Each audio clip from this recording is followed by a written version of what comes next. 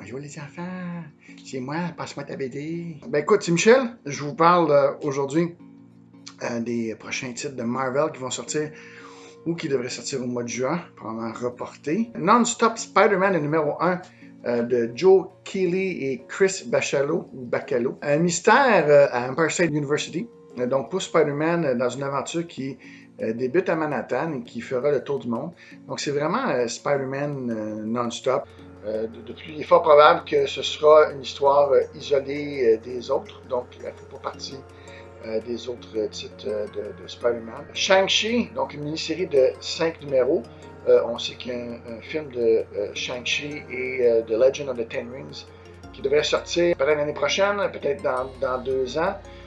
C'est un titre écrit par Gene Luen Yang.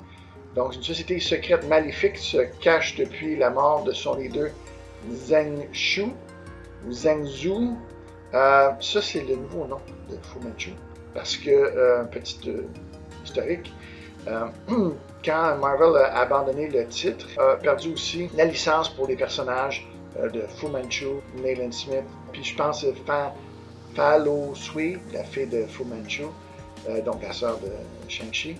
Pour les autres, Preston, Blackjack, les autres personnages, peut-être pas. Marvel va s'en aller quelque chose de complètement différent avec le personnage de Shang-Chi. Empire et toutes ces mini-séries tie-in se poursuivent. J'ai déjà donné ma vision là-dessus. Il y a toujours Captain Marvel qui est intéressant, devient le nouveau Accuser. Captain Marvel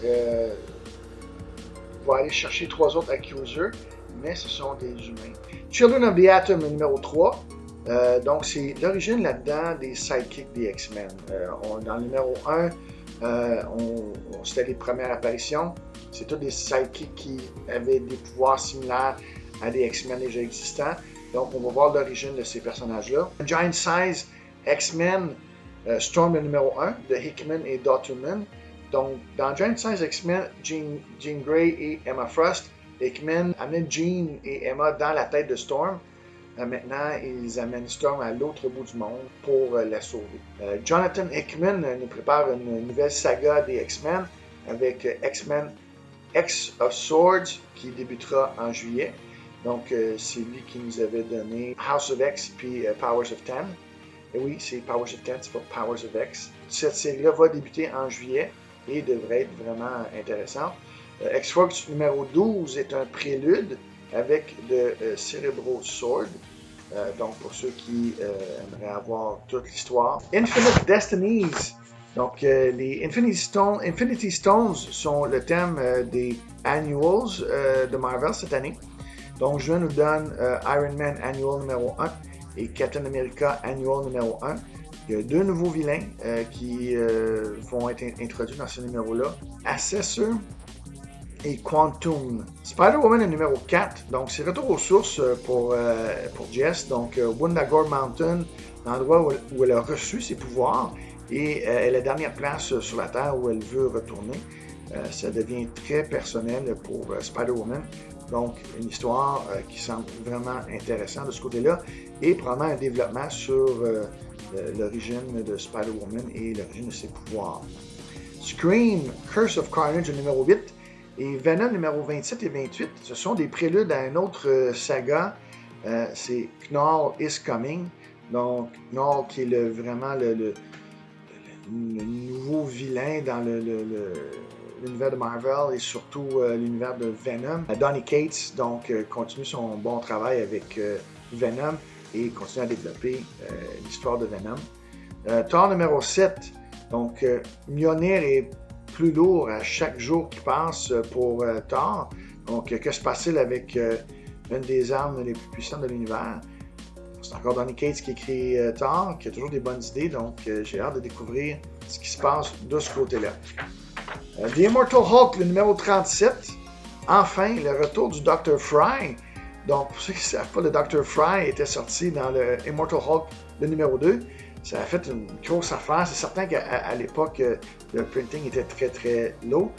Et puis, c'est une BD dont la valeur avait monté super haut et qui a redescendu un peu depuis. Et finalement, le Dr. Fry a quelque chose à voir dans l'histoire. Donc, ça a pris 35 numéros, pratiquement 3 ans. On a le Dr. Frank qui revient dans l'univers du Immortal Hulk. Daredevil, le numéro 22 de Chip Zdarsky. Donc, Matt Murdock est dans une armure de Tony Stark, de Stark. The Eternals de Jack Kirby. Donc, c'est un reprint du numéro 1 à 19 et le annual numéro 1. C'est dans trade paperback pour 40$. Mais vous avez aussi le Monster Size Hardcover. Donc, c'est 13 et 5/8 par 21 et un quart. Je m'excuse, c'est les Américains qui font ça. 384 pages, l'ouvrage, 125$. Donc, pour les fans de Kirby, c'est vraiment cool d'avoir toutes ces BD-là oversize. Moi, j'exagère. Donc, 125, c'est quand même un cadeau à se faire. Mais pour les fans, c'est à ne pas manquer. Donc, c'est tout pour Marvel. Donc, c'était mon troisième segment que je termine. Donc, je vous remercie beaucoup de m'avoir accordé de votre temps. Je vous souhaite une bonne lecture. Lâchez pas, on vit une période très difficile, donc c'est le temps de lire peut-être les BD qu'on n'avait pas eu la chance de lire, peut-être de reviser notre collection. Si vous avez le temps, vous remarquez bien, pour bien maintenir sa collection, c'est important de changer les bags and boards aussi. Il demande aux 5 ans, mais je vous dirais aux 10 ans, c'est bon à changer parce que sinon, l'acidité là, est en train d'abîmer vos BD.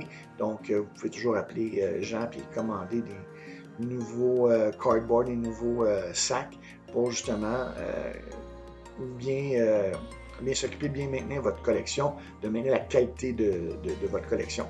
Donc, bonne lecture et comme toujours, je vous dirais je vous dirais quoi?